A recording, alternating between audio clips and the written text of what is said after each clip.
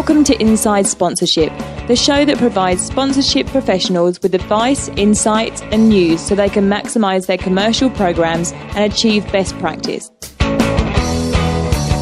Events, either standalone or even as part of a rights holder, such as team community days or end-of-season functions, bring people together, albeit sometimes for a short period of time, where they are highly engaged and usually with really positive attitudes. For rights holders, there is a finite amount of time to deliver the event and in turn deliver for sponsors. It's not a lot of wriggle room if something goes wrong. Still, for sponsors, events can be highly attractive because of the large gathering of people who are highly engaged and who are from their target audience. So whether you are a rights holder or a brand, all of this presents not just a big opportunity, but also a unique set of challenges in executing sponsorship. And somebody who is well placed to discuss the unique challenges, how to navigate them, and then enjoy success is Roberta Vigilance. Since 1997, Roberta, through her event planning company, Vigilance, Style and Grace, has consulted and taught how to plan sponsored events and secure sponsors from local through to corporate brands. And Roberta joins us later in the show to discuss all things event sponsorship. Welcome to episode 52 of Inside Sponsorship. I'm your host, Daniel Oyston, and I trust that the year has gotten off to a great start for you, and thanks for tuning into this episode. And whether you're a long-term listener or have only just discovered the podcast, it is great to get a Facebook or a LinkedIn message or an email from you, letting us know where you are in the world and what work you are doing in the sponsorship industry. So don't be shy, get in touch and say hello, because we really do love hearing from you, the listeners. Mohammed Rayhan recently did that on LinkedIn and wrote, "I found your podcasts through a mutual connection, Aaron Warburton, who was on your last episode, and I was instantly hooked. I just wanted to say thank you for providing such a great service where I can hear from industry professionals regularly rather than going to conferences. I am currently studying a Bachelor of Sports Management and I would like to take my career path to sponsorship. And after listening to episode 51 with Aaron, I decided to listen to all the episodes and have gotten up to episode 11, which was not-for-profit sponsorship, so that one would have been with Abby Clements, and found it quite interesting because I've just gotten an intern role as a sponsorship and partnerships assistant at Bicycle New South Wales. I just want to say I love your podcast and I'm looking forward to many more episodes." Super cool, Mohammed, and glad you're enjoying the show.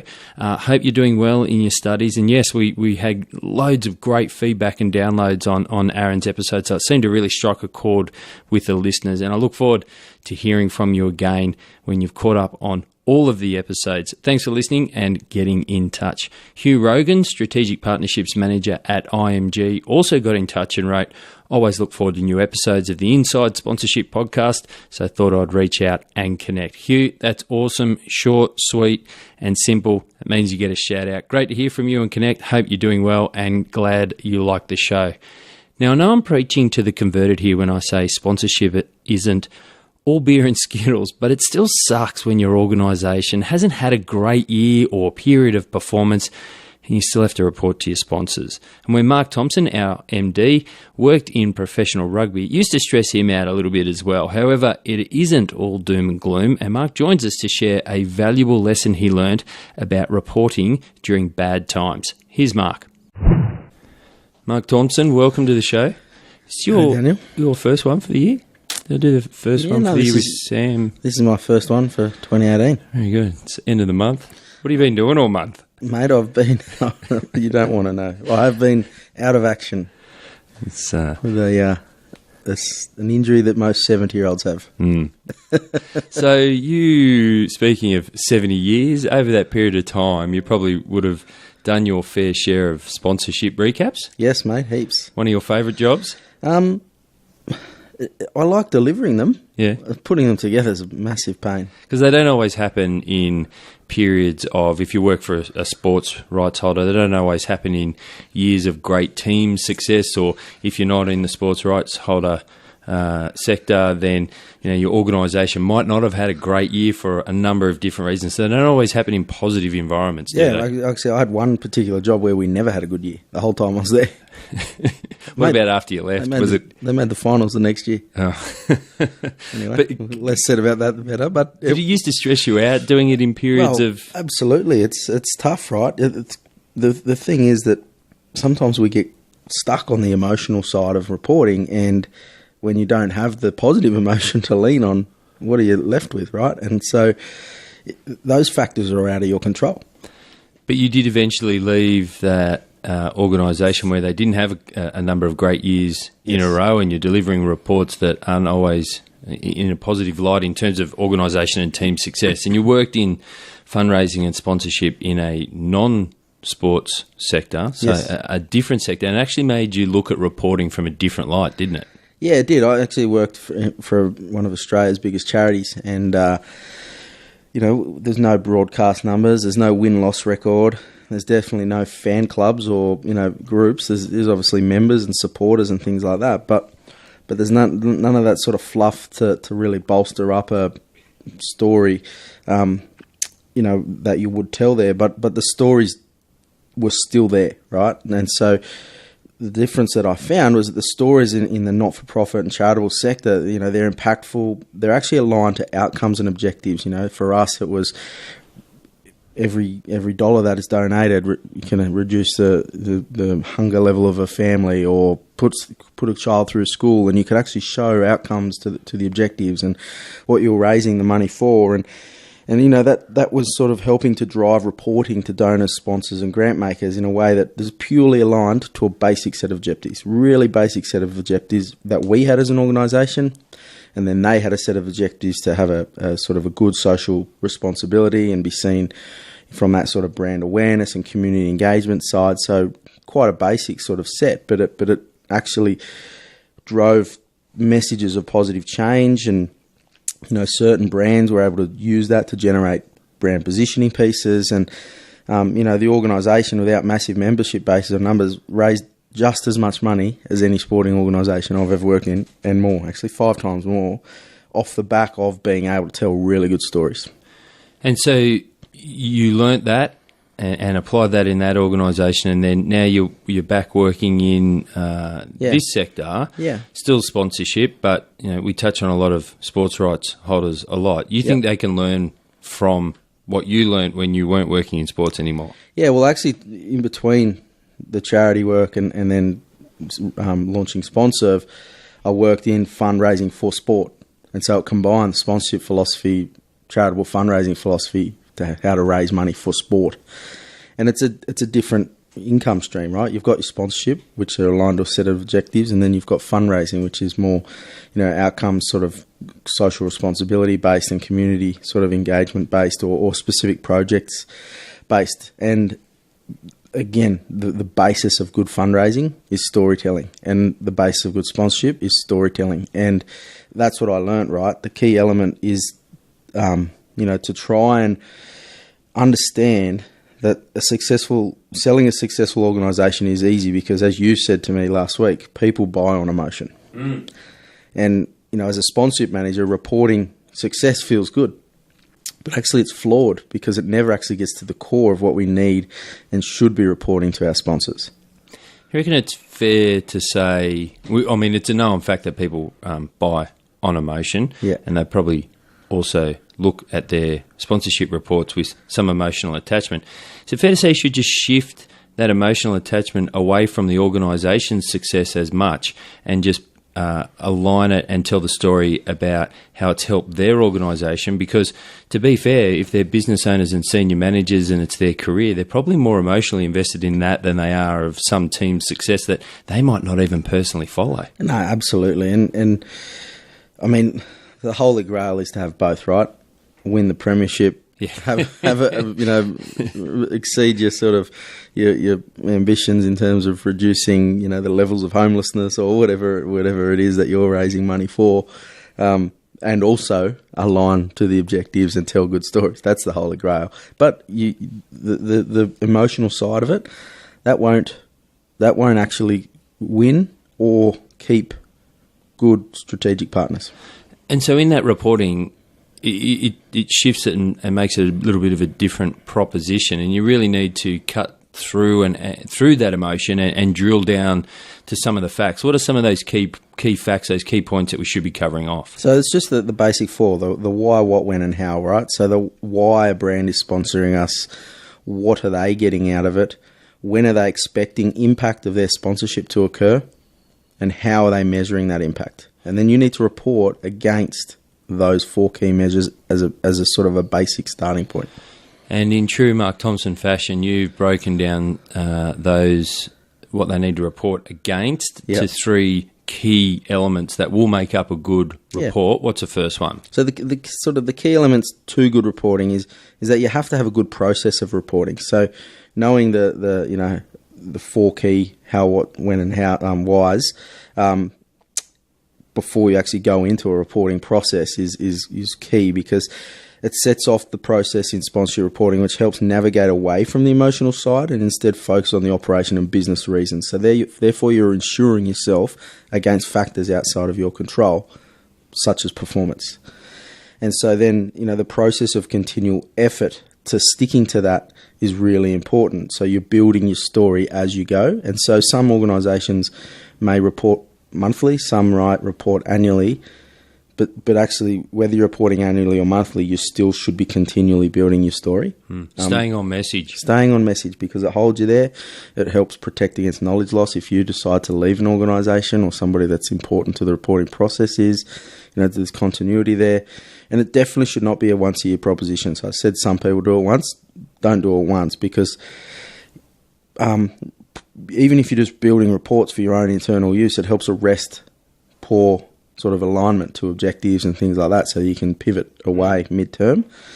And it should be an ongoing story building against those objectives and metrics, so that when you have set your annual preview, you know what they are, and then you're consistently sort of tracking against those for the time when you're able to review against that in a recap. Is that the second key element, to always be building and communicating? Yeah, so one of the big things that helps the process is the constant communication with your partner and internally. So, regardless of what's happening on the pitch or, out in your sort of community, reporting against the set objectives can tell a totally different story to that of poor performance. I've seen plenty in sort of our travels. We work, with hundreds of teams all over the world, and we've spoken to them, and plenty of them tell really good stories when the team has gone not as well as they'd have hoped. Like their outcomes and their engagement with an audience and things like that have actually increased, and the metrics and the reasons brands are engaging with them have increased while the team's performance decreased. And here in Australia, Brisbane Broncos in the midst of their worst run in, a long time, but they're just continually telling stories. They're continually selling, and their commercial revenues just keep growing. Interestingly, I wonder whether what I tell my wife around following and supporting sport translates into sponsorship. It'd be interesting to get your view. And particularly when your team's not doing well, right? Yeah. Like as a Parramatta supporter, we have not done well for quite some time. We're starting to enjoy a little bit of success now, but certainly not winning comps. And she says, why do you do it? Like, why do you get so emotionally invested? And I say to her, because when we finally do win a comp, I don't care if it's in another 40 years, it's going to be the greatest day ever. But because we've been with them through those hard times. And I think while people still buy on emotion, obviously, and the sponsorship's about aligning to that sponsors, that brand's business objectives, and they're looking for ROO and ROI, still, they've been there through the tough times. It just creates more of a partnership because you've been there to help each other in the hard times. Yeah, and from the operational side of things, being able to build and communicate and have a really good process there, it helps you control and it helps you measure growth. It's tangible, it's consistently measurable, but as I said, it's within your control. But don't discount how important a well-organised and professionally run front office is to the success of a team on the pitch. As they say, a fish rots from the head down. So, being organised, professional, on top of your game, having engaged partners that aren't engaged only for team performance, that are engaged because of what you bring them, what your fans bring them, what your community brings them, that will have an impact on your team's performance over a period of time. So we focus on the why, the what, the when, and the how. We have a good process for reporting, and we're always building and communicating. The third point is around presentation, it's cool to get some PowerPoints and throw them together and those little Bean Man clip arts and cut and paste a few numbers in. It's done. Yeah, well, I mean, I've titled this Quality Presentation Matters, but I don't want the people that have read the blog to think exactly what you've just said. Put together a really nice graphic designer, throw it at a partner, and that matters. Well, it matters. Effort matters. That's the big thing, right? But think about this. A brand, one of your sponsors, have got 12 sponsorships. Let's just say that, right? And every one of those people they sponsor, rights holders, just like the listeners, have their own WIP process, communication process, their own reporting process that they stick to. And they think that's great. They think we've got a great process and we're going to push this out to our... Because it works for me. To our brands, because it works for me. But every 12 of those rights holders have got a different process. So the brand is then forced to swallow 12 different processes. So inefficient, right? And particularly because their objectives and what they're looking to achieve out of the sponsorship and the measurement is mostly going to be there'll be some strategic changes, but other rights holders will be making assumptions about how a report should be presented because they want to make it look pretty and they want to force a brand down their sort of process. But how about sitting down with the brand and saying, how do you need the information presented to you? Because your contact at that brand is on your team. They're the one that they're trying to make this work so that they look good, and then they need to report up the chain to A, look good, and B, get approval to continue that partnership, right? So actually work with them around what reporting works for you. So don't have one report template for 50 sponsors. Build reports for sponsors as they need to see them and put the information in that they need to see. Still remembering to build against those key objectives and the stories that we spoke about earlier.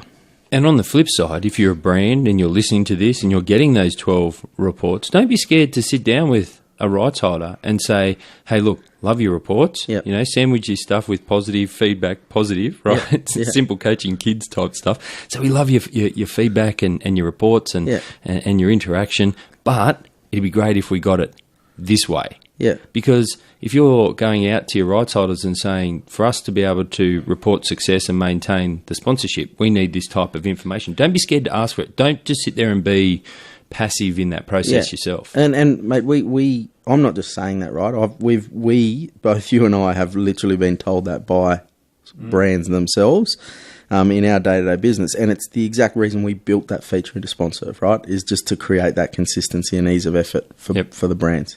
So let's tie it all together. What do you need to do to get it right?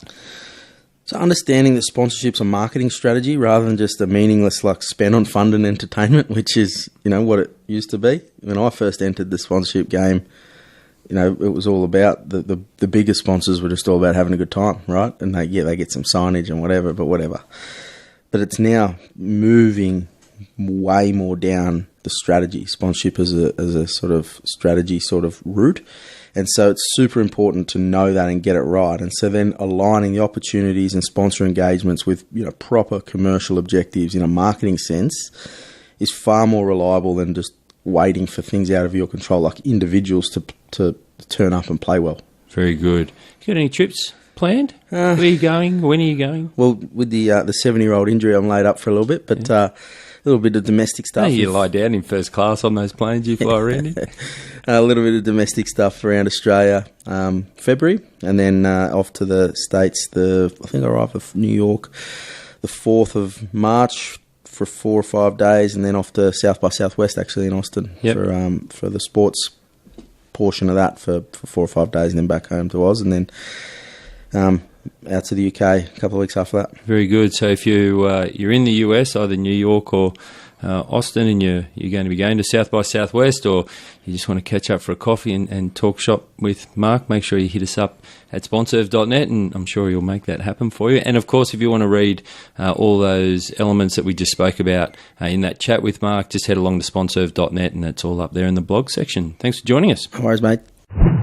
Whether you're a rights holder or a brand, events present a unique set of challenges in executing sponsorship well. And joining us to help navigate event sponsorship and enjoy success is Roberta Vigilance. And since 1997, Roberta, through her event planning company, Vigilance, Style and Grace, has consulted and taught how to plan sponsored events and secure sponsors from local through to corporate brands. Roberta is also an author of many books which focus on various areas of event sponsorship. Here's Roberta.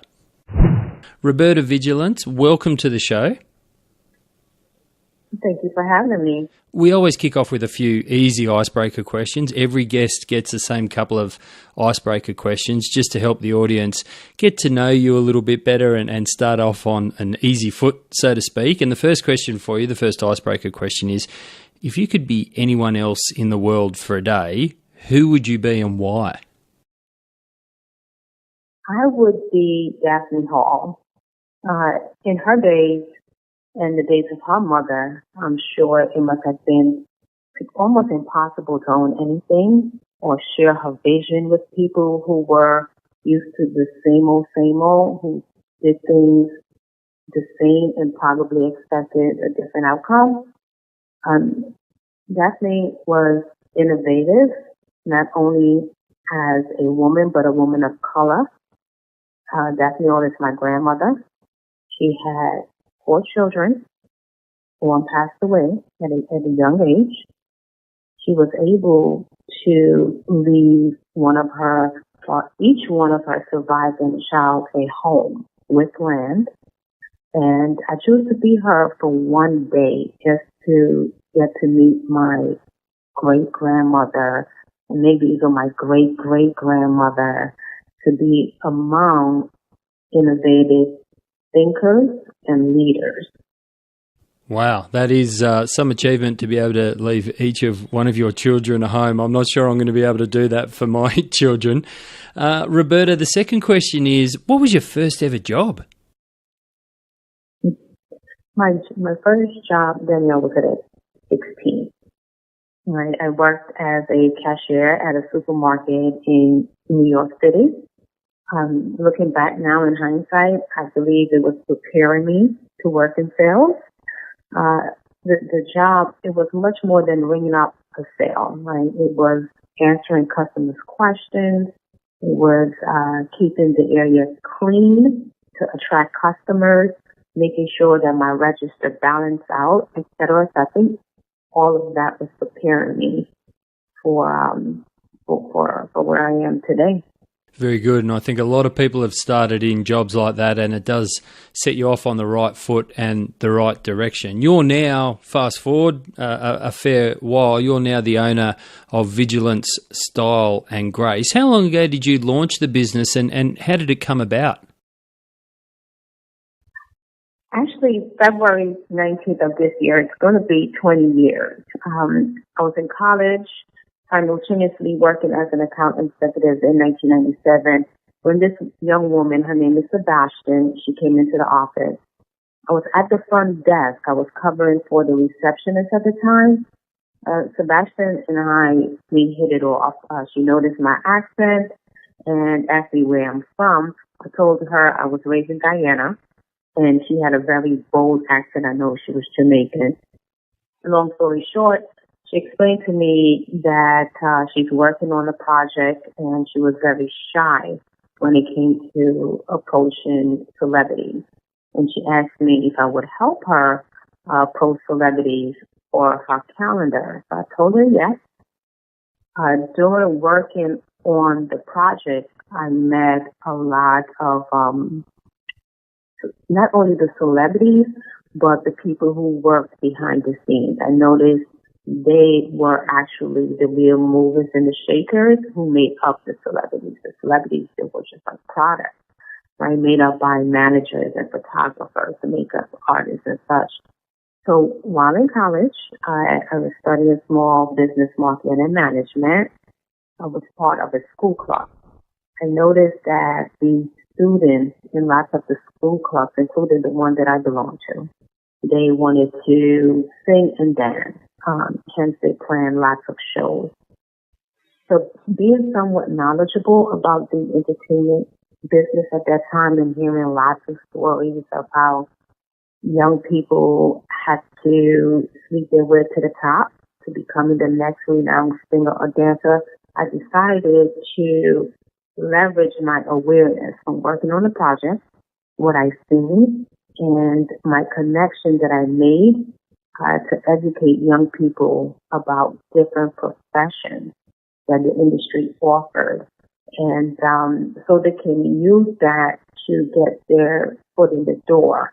I mean, if you want to think it was the top, fine, but here is an event to help you get your feet into that door. So I started to plan events. I had no experience, no prior experience in events planning. I needed money to implement the event, so I asked companies to invest. I didn't realize I was using the wrong word until I approached the corporate brands to invest in my events. And as fast as I asked them to invest, the faster they showed me the exit sign. So it was horrific. It was embarrassing. And somehow the word sponsorship came into my realm. I don't know how. Can't tell you that because I don't know. It's not something I learned in school. I didn't read it. No one taught it to me. So when the word came to me, when I kept my pitch, with the exception of changing my vocabulary from invest to sponsor, and here I am, speaking to you, the world of sponsorship opened up for me. And so it's opened up and you've been successful for, I think you said before, coming up on 20 years. Can you just outline maybe one or two of maybe some of your favourite or most high-profile events and clients that you've worked with? Sure. My events, all the events that I've planned were sponsored.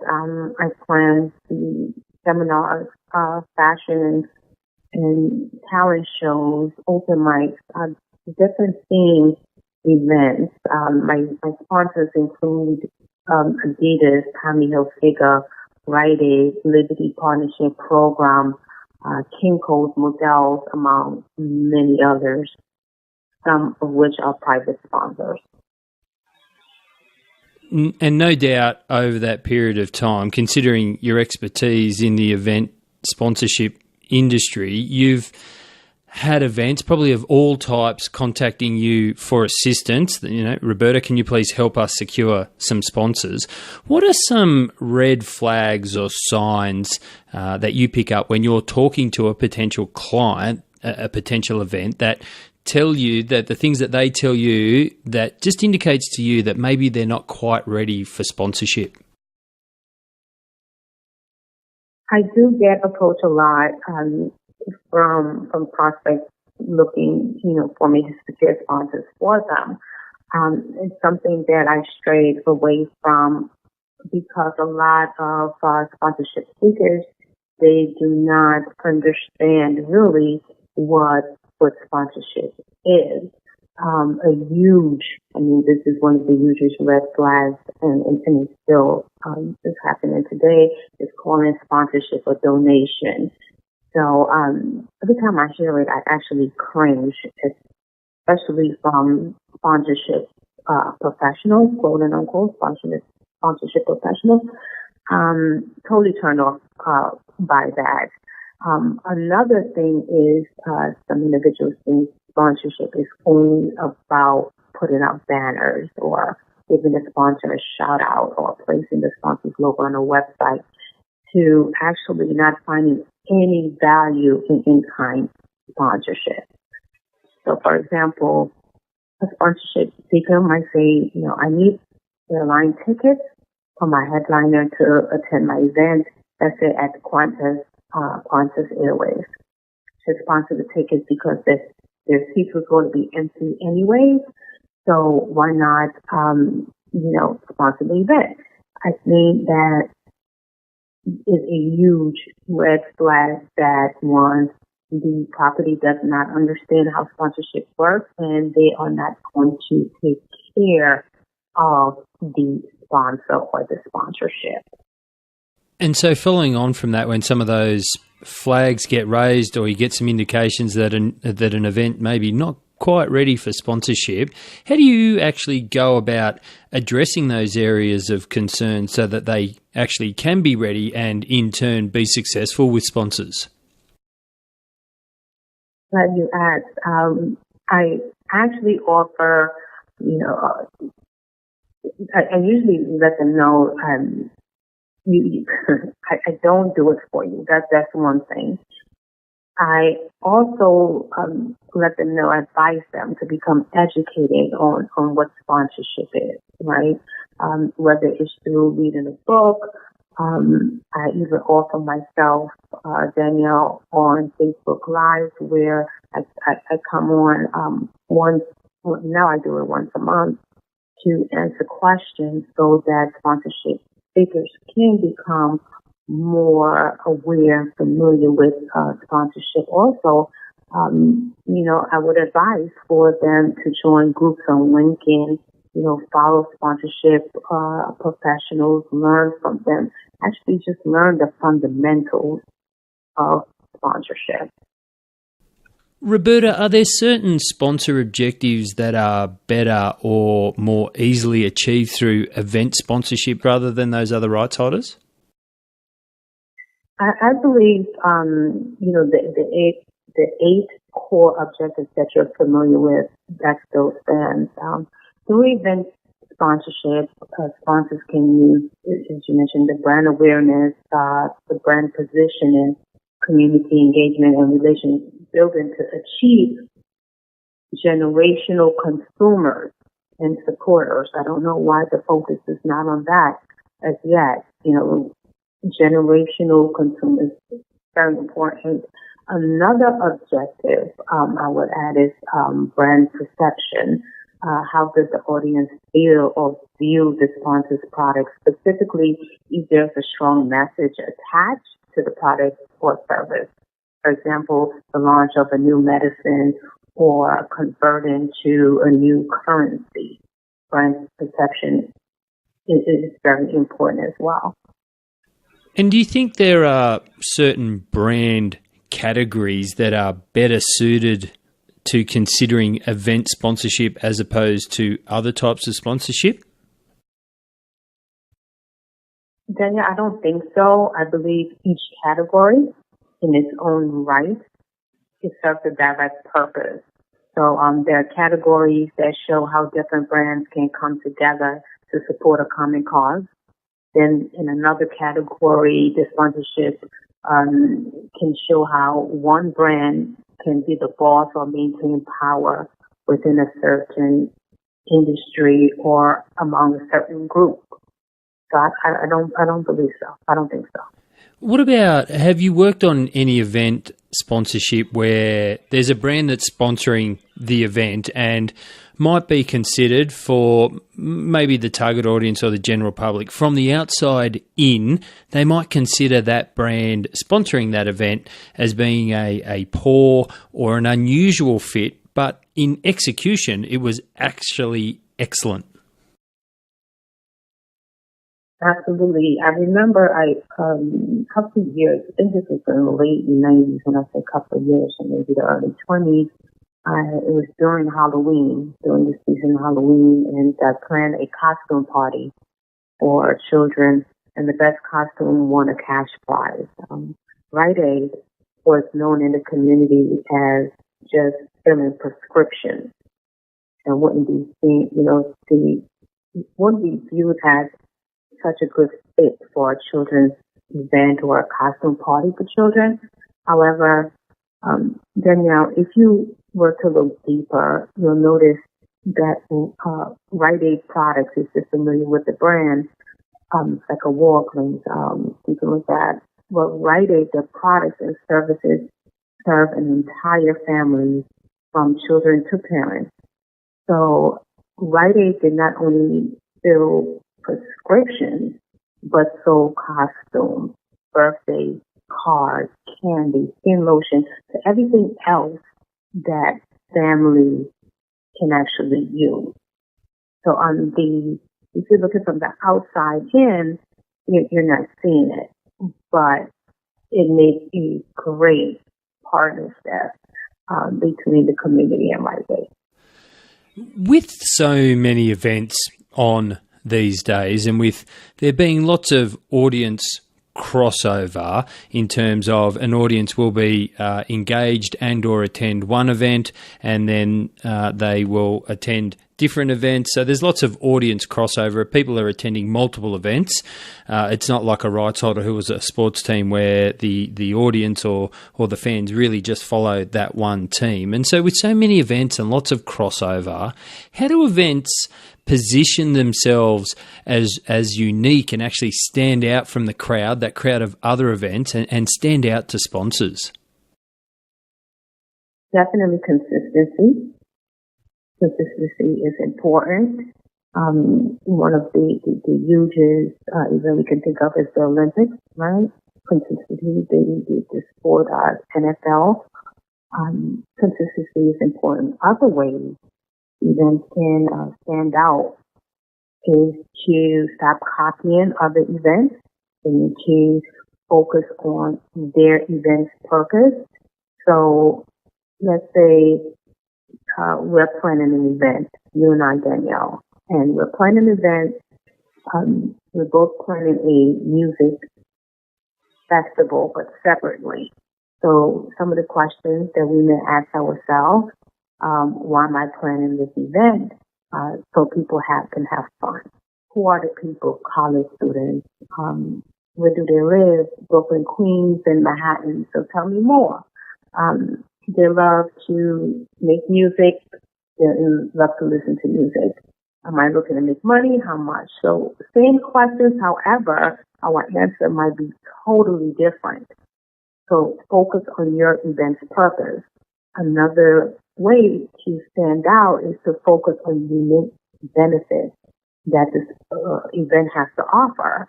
So for example, if it's a private meeting behind the scenes with level C executives or activated mergers that give the audience an enhanced experience or a memorable experience. So those are some of the ways that events could stand out. Another is offering the sponsors exciting and strategic activations. Old school strategies are still valuable, meaning logos on the shirts, banners at events, radio and podcast mentions still has value.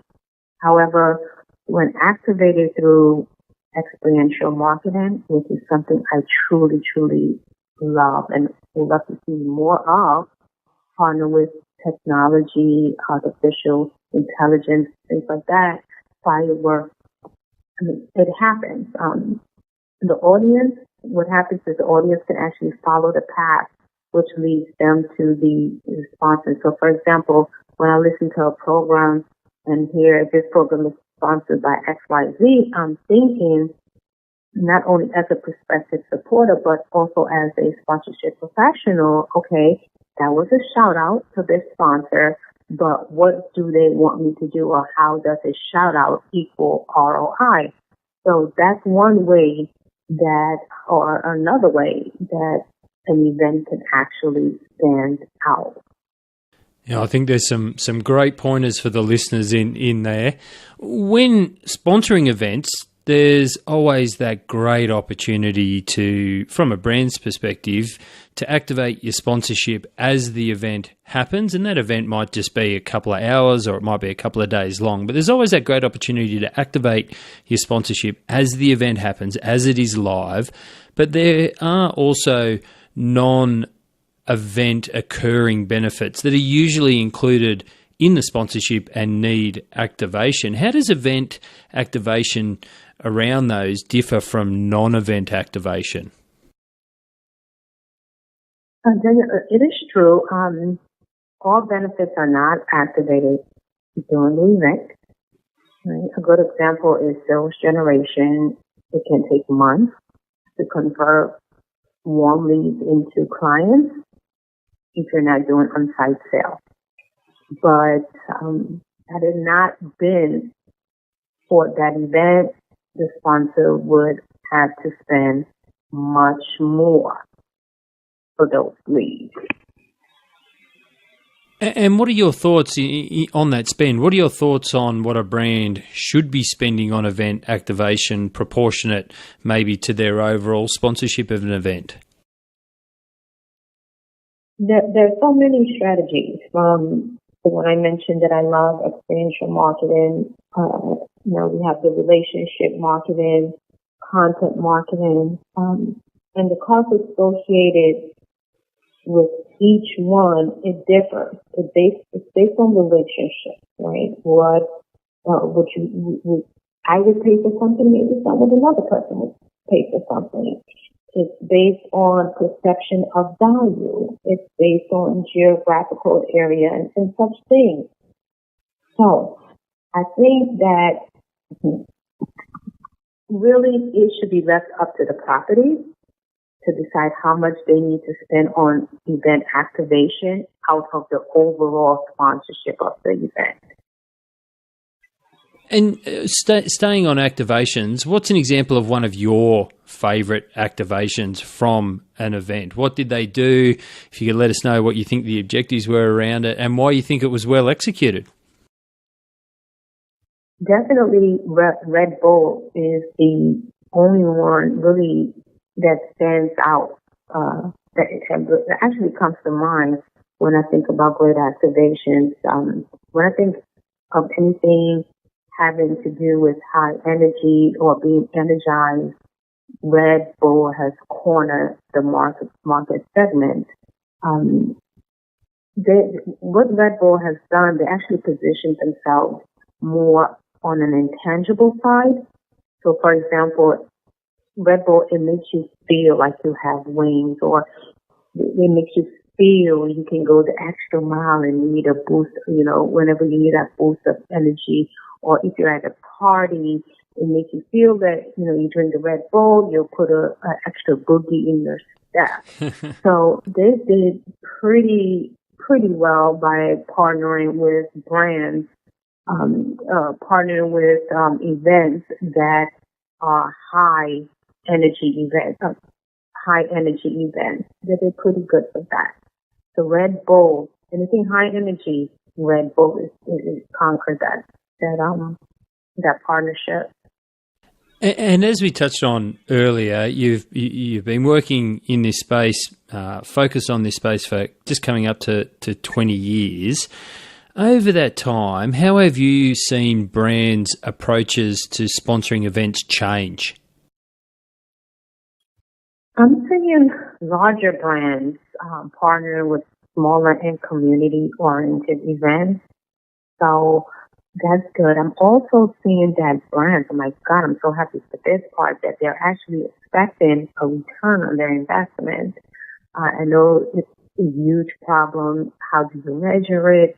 So that is a huge problem, but at least the conversation has started. I first learned about Raymore and Flanagan through an event that I attended that took place inside of a Raymore and Flanagan store. Then I started to see the brands being at more community events than on local news. So they are attached, and I see that the larger brands are, they're going deep by engaging with the community, and after that it just kind of like spread. So I see that change taking place. And on the flip side, over the same period of time, how have you seen the events, the rights holders change their approach to being sponsored and how they position and execute it and manage it? What I'm noticing with the rights holders, they are thinking, it's sort of on the flip side, just as you said, they are approaching the smaller brands for sponsorship. They're not all rushing the larger brands, which is good because, small brands, they do need someone who has the influence or who can actually take them into a new market or expand their market or whatever that brand is looking for. Also, rights holders, they want more control. whether it's control over the content, the direction of where they're taking the event. They want more control. They're trying not to let the sponsor or the sponsorship overshadow the purpose or the reason they're having the event. Simultaneously, they are coming up with different creative ways by incorporating technologies for sponsors to engage with their audience. So they're using technology to enhance the engagement, the audience engagement. I think that a lot. They're getting very creative.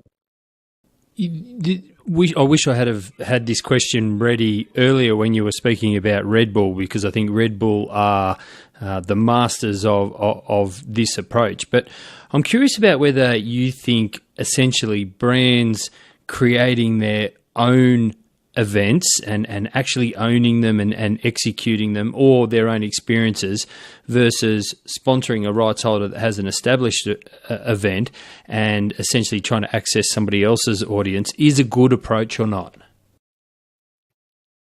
That's a great question, Danielle, because it's something that I thought about, and until now, it's like to give it some consideration.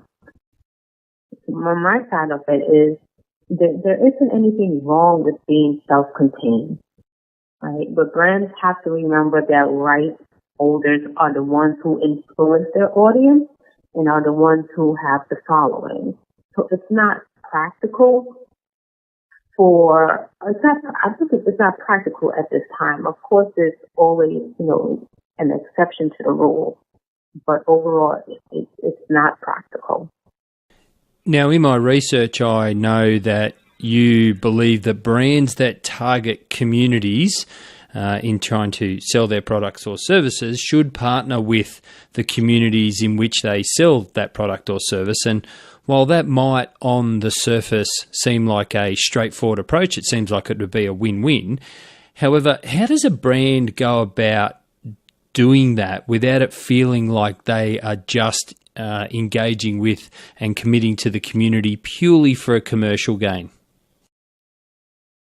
Well, it's obvious that brands enter communities to fulfill needs via their products and services. Those needs can always be met by competition who are outside the communities, especially if the competition is having a sale. So I'll give you an example. I attended a grand opening of a bank a few months back. I noticed a few things. One, the neighborhood was becoming gentrified. Two, it will be years before gentrification takes full effect. And three, there was another bank that has been in the community for years, just feet away from the grand opening. The doors were open, but no one came in. So as I was speaking with a few of the bank's executives, I mentioned to them the significance of engaging with the current community through education. For example, how to open bank accounts for small children, how to become credit worthy for a loan. I'm sure that's more than the other bank was offering. One thing I found that's very is very funny is, how people will walk past an establishment that is 50 feet away from them to go to another establishment that's 100 feet away. And that's all because a brand does not engage with the community they're currently in. I think that's an interesting point and quite insightful. Roberta, when we enter into sponsorships, there's a lot of contractual things that both sides need to deliver on. They're the non-negotiable, so to speak, and usually that's skewed very heavily towards a sponsor supporting a rights holder, i.e., the rights holder has to deliver a bunch of contractual benefits as part of that agreement, and they are non-negotiable. But I'm curious about whether there's any maybe easy and genuine ways that a rights holder can support a sponsor outside of what they're contractually obliged to? Danielle, the discussion needs to take place. Right? It needs to happen. There are lots of event organizers who are self-contained, and brands are missing out. For example, one of the biggest events that became a household name in the States was Soul Train. No brand association, hence no brand loyalty was established.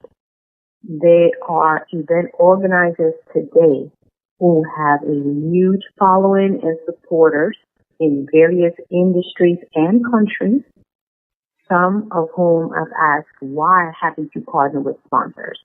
And the most common response among this group was non-negotiable. So it's important for right holders to choose sponsors that they like. Right? So once you've done that, rights holders can convey a sponsor's message in ways that a sponsor doesn't know how to or doesn't have access to.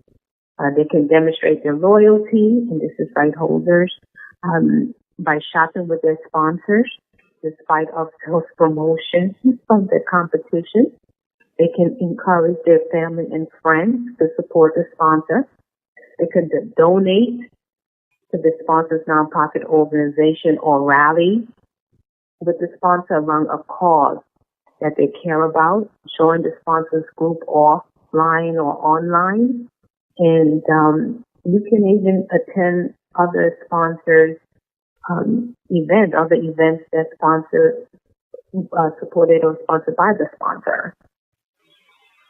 There's some great ideas in there that I hope people had a pen and paper or writing those down, or we'll go back and listen to that part of the podcast again, because I think there's some really good suggestions in there to really show that you care about the sponsor and that it's not just a contractual obligation. Roberta, you once secured some sponsorship for an event from Tommy Hilfiger, but the process was overshadowed by rumours of racism. Can you share that story? Sure. The reason I solicit Tommy Hilfiger for sponsorship is because of the rumors of racism. This was, again, in the late 1990s, or maybe the early 2000s, and I was planning a fashion and talent show for children. So I thought my event would be a good outlet to convey that the rumor was false, after meeting Tommy Hilfiger in prior months before the rumor. And in the meeting, I never had an inkling that Tommy Hilfiger was racist. The person who introduced, who actually made that meeting happen, was an African American. And when you look around Tommy Hilfiger's office, you see a lot of other African American people working there. And I'm not saying that's the reason I don't think he was racist. I'm saying when I was in that meeting, I didn't get that. I got that he's a forward thinker. So before, or I should say during the event that I planned, before introducing the Tommy Hilfiger segment in the show, I incorporated a conversation piece to speak to the audience about the rumor.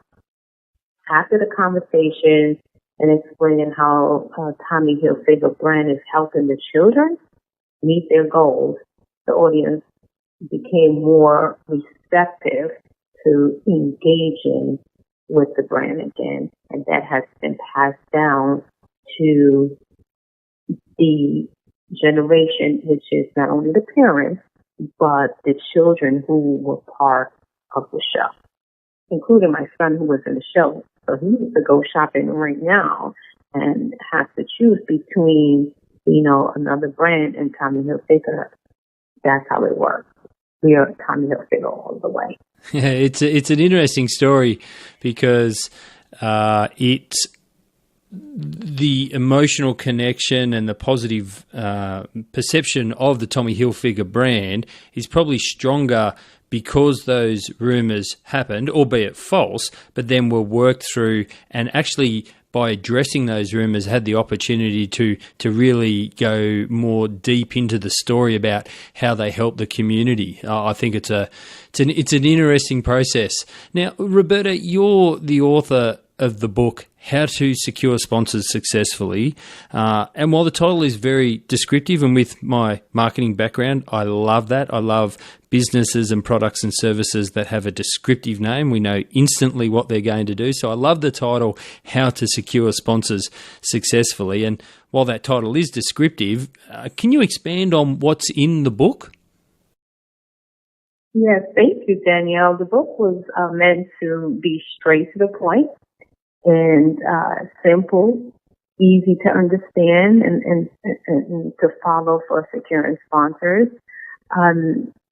The book speaks about common sponsorship terms, right? It mentioned, as I mentioned earlier, I was using the wrong word, so doors were closed in my face. So common sponsorship terms, sponsorship speakers need to know. It also has the 15-second pitch, right, to communicate with sponsors. So a person might be nervous when they call; they don't know what to say. There's a 15-second pitch. Just tweak it. It'll be fine. So that's there. Another thing too is sponsorship proposals. How do you write a sponsorship proposal? No way it should be. My thing is, you don't need to be long and drawn out. It should be straight to the point. So in the book, it shows you how to write a sponsorship proposal, and a sample is also included in there. And the book's in its third edition. What are some of the differences or changes in approaches that are now in the third edition of the book compared to the first and second editions? How has it changed? How has it changed and evolved? Yeah, sponsorship continues to evolve. As you know, a huge problem and a hot topic in the sponsorship industry is ROI, return on investment. How do we know if the sponsorship is working? How can we tell if we are using the right activation to reach the expected outcomes? Things like that. So the third edition, it addresses that. It addresses that issue. One of the major additions in the third edition is VEMIS. It's called VEMIS. VEMIS is a metric that lets us know if the sponsorship will be successful before activating the sponsorship. And it also lets us be mindful of what we're measuring. Is it shift? Is it numbers? What are we really measuring here? The first and the second edition, I learned a little bit more about my leaders and the type of events that they plan.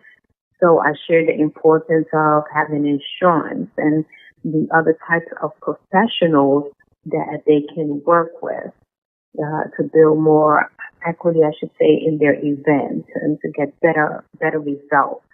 Then there is the conclusion in the third edition that I did not put in the other books, that is very dear to me. That gives readers some insight of what type of personalities they can encounter when prospecting for sponsorship and how to get past it. And also included is an update in the shift in category. You rightly noted that sponsorship is continually evolving. Do you think event sponsorship will change much in the foreseeable future? Where do you see it going? From where I started, or from when I started, it has changed. Sponsorship professionals have become more open to new partnerships and are straying away from the same old. For those who decide to remain stuck and refuse to take part in change, there will not be room for competition, for dominating a certain market. I look forward to the change as it helps consumers and supporters with better shopping and engaging experience, living better lives, and to building more strategic relationships with brands and communities as well. That results in, of course, win-win partnerships. Moving back to the book and your other books, you better give them a bit of a plug. Where can people go to buy the book or any of your others? The book is found on eventsandsponsors.com. And when you go there, you'll see a menu that says books, and you'll click on there. You'll see, you'll choose which book you want, and you click on it, and it will take you to the page where you can make your purchase.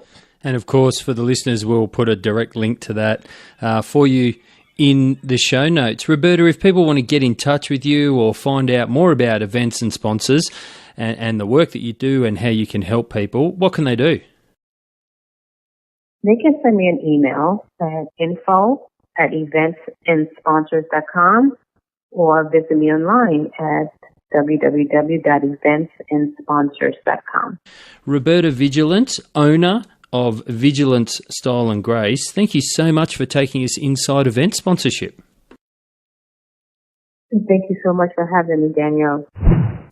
As I've mentioned a couple of times, events obviously provide a unique opportunity for sponsorship success, but there's a lot to navigate there and a lot of different things and nuances to keep in mind. So thanks again to Roberta for spending some time with us and taking us inside event sponsorship. It's very much appreciated.